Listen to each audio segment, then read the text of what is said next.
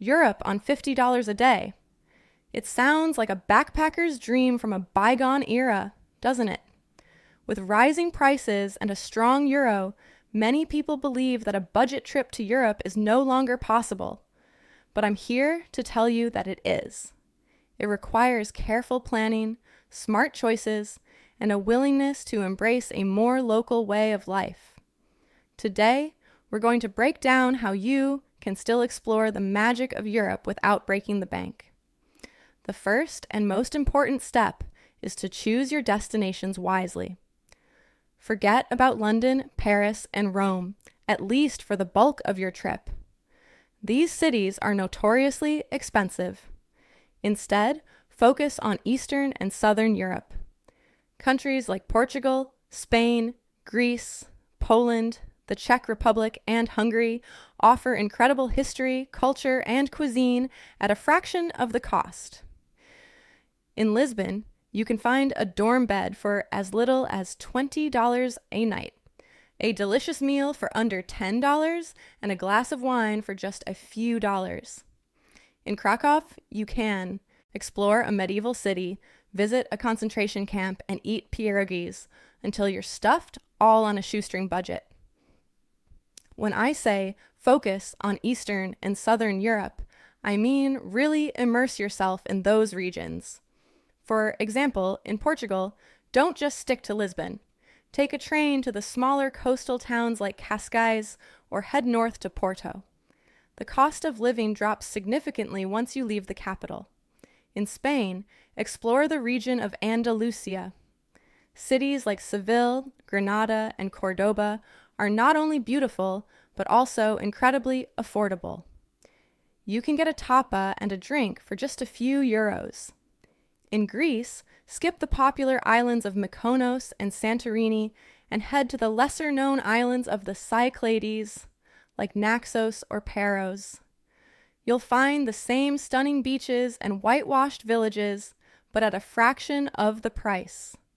Accommodation will be your biggest expense, so it's crucial to be smart about where you stay. Hostels are your best friend. They're not just for young party animals anymore. Many hostels now offer private rooms, and they're a great way to meet other travelers. Couchsurfing is another fantastic option. It's a community of travelers who offer their homes to fellow travelers for free. It's not just about a free place to sleep. It's about connecting with locals and getting an authentic travel experience. When using Couchsurfing, it's important to be a good guest. Read your host's profile carefully and write a personalized request. Don't just copy and paste the same message to everyone. And when you arrive, be respectful of their home and their rules. Offer to cook a meal or help with chores. It's a community, not a free hotel. And if you're planning a longer trip, consider house sitting.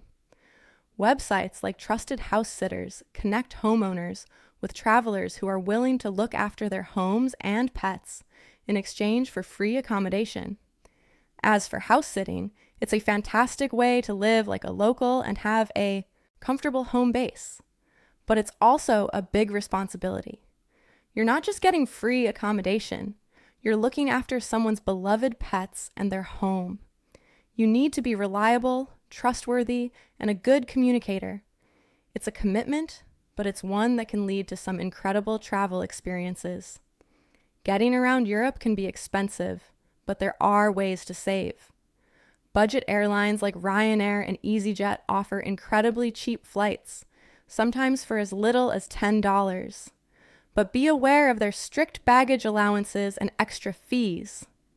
The key to saving money with Ryanair and EasyJet is to book in advance and to travel light. Their prices are based on demand, so the earlier you book, the cheaper the ticket will be, and their baggage fees are notoriously high, so pack only what you need.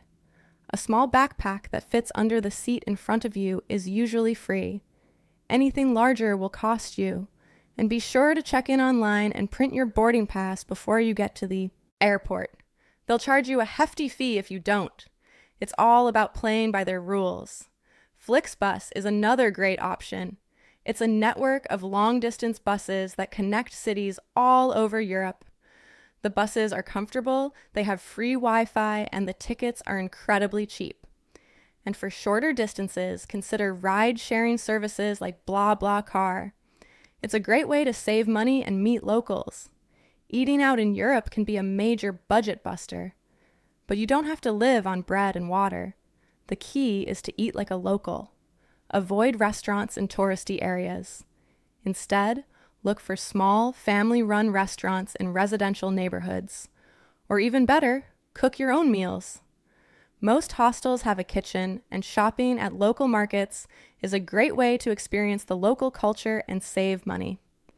In every European city, you'll find a bustling market where locals go to buy their fresh produce, meat, and cheese.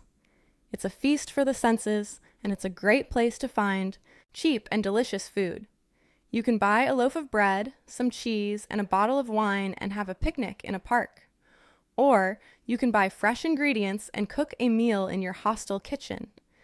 It's a great way to save money and to experience the local culture. And don't forget about street food. From gyros in Greece to currywurst in Germany, street food is a delicious and affordable way to sample the local cuisine. In Spain, look for the Menú del Día, a fixed-price lunch menu that usually includes a starter, a main course, a dessert, and a drink, all for around $10. You don't have to spend a fortune to have a good time in Europe. Many cities offer free walking tours, which are a great way to get your bearings and learn about the local history and culture. Museums often have free admission on certain days of the week or month. In addition to free walking tours and museums, many cities offer free concerts, festivals, and events, especially in the summer. Check the local tourist office or a city's official website for a calendar of events. And some of the best experiences in Europe are completely free, like hiking in the Alps, swimming in the Mediterranean, or simply wandering through the charming streets of a medieval city. And don't underestimate the joy of simply getting lost.